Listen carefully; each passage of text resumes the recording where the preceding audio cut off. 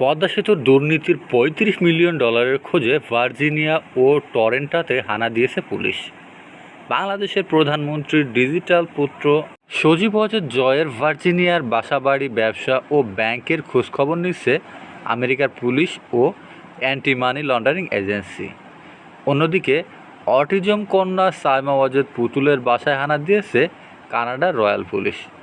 উল্লেখ্য, পদ্মা সেতুর পরামর্শক ঠিকাদারির কাজ পাওয়ার জন্য এসএনসি লাভালিন কোম্পানির মোট $৩৫ মিলিয়ন ঘুষ দিয়েছিল প্রধানমন্ত্রী হাসিনা কন্যা পুতুল ও জয়কে। এর মধ্যে $17.৫ মিলিয়ন ঘুষ টরেন্টোতে 4 ব্যক্তির মাধ্যমে হাসিনার মেয়ের স্বামী খন্দকার মাসরুর হোসেনের অ্যাকাউন্টে যায়, আর বাকি অর্থ যায় শেখ হাসিনা পুত্র সজীব ওয়াজেদ জয়ের আমেরিকার অ্যাকাউন্টে, যা খরচ করা হয়েছে জয়ের 2টি বাড়ির মর্টগেজ পরিশোধে ও রিয়েল অ্যাসেট ব্যবসায়। 2 ভাই বোন মিলে তার মা প্রধানমন্ত্রীকে দিয়ে কাজটা পাইয়ে দেয় নাভালিনকে। সন্দেহজনক এই বিশ্বাস লেনদেনের অস্তিত্ব টের পেয়ে তদন্ত শুরু করে কানাডার পুলিশ ও অ্যান্টি মানি লন্ডারিং এজেন্সি। আর অপরদিকে বিশ্বব্যাংকও নিজস্ব অনুসন্ধান করে দুর্নীতির প্রমাণ পায়। এরপরেই বাংলাদেশ সরকারকে জানালে হাসিনা সরকার তা আমলেই নেয়নি। আরও পরে বিশ্বব্যাংক ও এডিবি ঋণ বন্ধ করে দেয়। আর বাংলাদেশের প্রধানমন্ত্রী চিৎকার করতে থাকে বিশ্বব্যাংক নিজেরাই নাকি দুর্নীতিবাজ। অবশ্য তার আগেই এই ঘুষ কেলেঙ্কারি নিয়ে কানাডায় মামলা হয়েছে। 2 জন নাভালিন কর্মকর্তা আটকও করেছে কানাডার পুলিশ।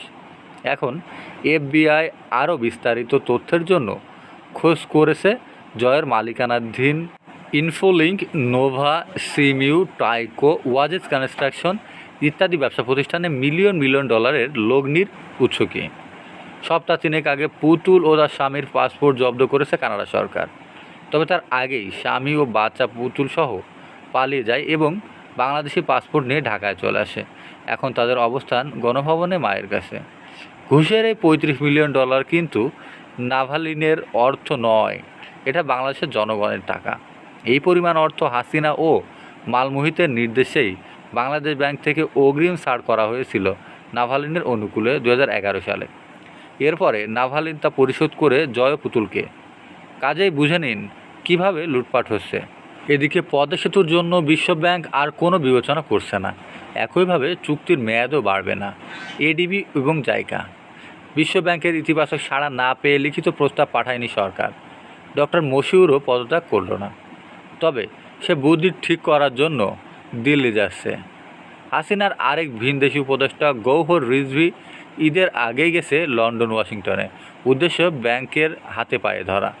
খবরে জানা গেছে ফলাফল ভালো নয়, তবে ফলাফল হলো শেখ হাসিনার মাইয়া পুতুল, জামাই মাসরুর আর পোলা জয়ের $35 মিলিয়ন ঘুষ খাওয়ার খেসারত হলো দক্ষিণ বাংলার মানুষের পদ্মা সেতুর স্বপ্ন শেষ। রাজনৈতিক চাপে পড়ে আওয়ামী লীগ চাচ্ছে একটা কিছু দেখাইতে যে তারা অন্য কোনো জায়গা থেকে টাকা এনে হলেও পদ্মা সেতু করতে চায়, এটা প্রচার করতে চায়।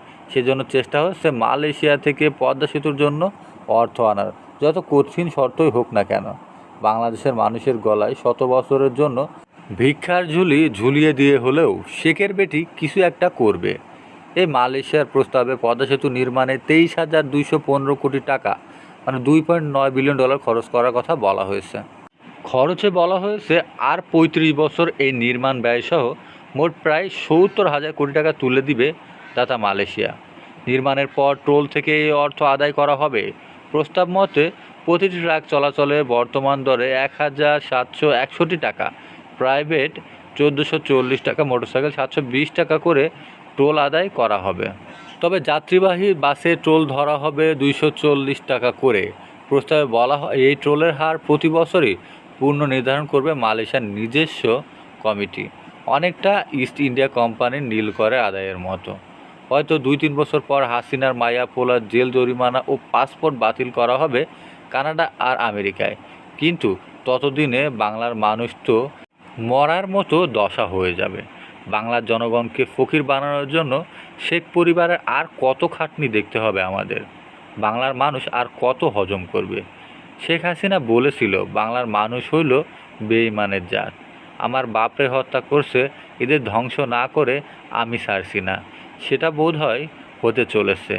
জাগো বাঙালি জাগো। এভাবেই ঘুমিয়ে থাকলে দেশ আর দেশ থাকবে না।